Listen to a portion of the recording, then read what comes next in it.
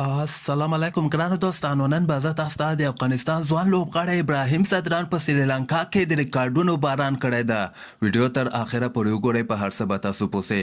خو که تاسو هم د ابراهیم صدران مینوال یاستئ، دغه ویډیو در سره حتما لایک کړئ او لاندې په کمنټ کې ابراهیم صدران زنده‌باد در سره ولیکئ. دغه دریمه 50 اوریزه لوبه چې کومه ترسره سوله، په دغه لوبه کې ابراهیم صدران د افغانستان لپاره نوی تاریخ جوړ کړی ده او د ریکارډونو باران په سریلانکا کې کړی ده. په 138 بالو باندې 102 رنز ابراهیم صدران کړی دي، 4 شپږیزې او 15 څلوریزې وهلي دي.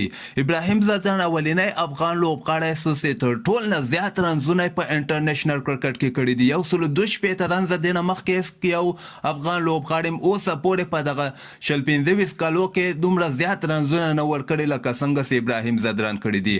او ابراهیم صدران د سریلانکا په پالکیلې میدان کې اولینی انټرنیشنل لوبغاړی چې دومره زیات رنزونه کړي دي. 102 رنزه ابراهیم صدران په دغه لوبه کې کړي دي.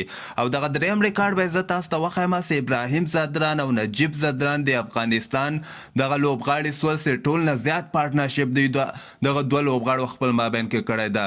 یعنی څومره دغه 25 کالو کې د افغانستان دومره زیات رنزونه پارټنرشپ لوبغاړو نه وکړی چې کوم نجیب صدران او ابراهیم صدران دغه دریمه 50 اوریزه لوبه کې کړي دي. دغه نه مخکې سمیع الله شینواری او نوروز منګل یو 440 رنزه پارټنرشپ په کال 2013 کې کړی و. خو اوس نجیب صدران او ابراهیم صدران یو نیم سلو نه زیات پارټنرشپ په دغه لوبه کې وکړ چې دغه یو نوی ریکارډ ابراهیم صدران او نجیب صدران د افغانستان لپاره جوړ کړی ده. که تاسو هم ورباندې خوشحاله سوي یاستئ نو دغه ویډیو در سره حتما لایک کړئ او د ابراهیم صدران او نجیب صدران زنده‌باد در سره په کمنټ کې ولیکئ.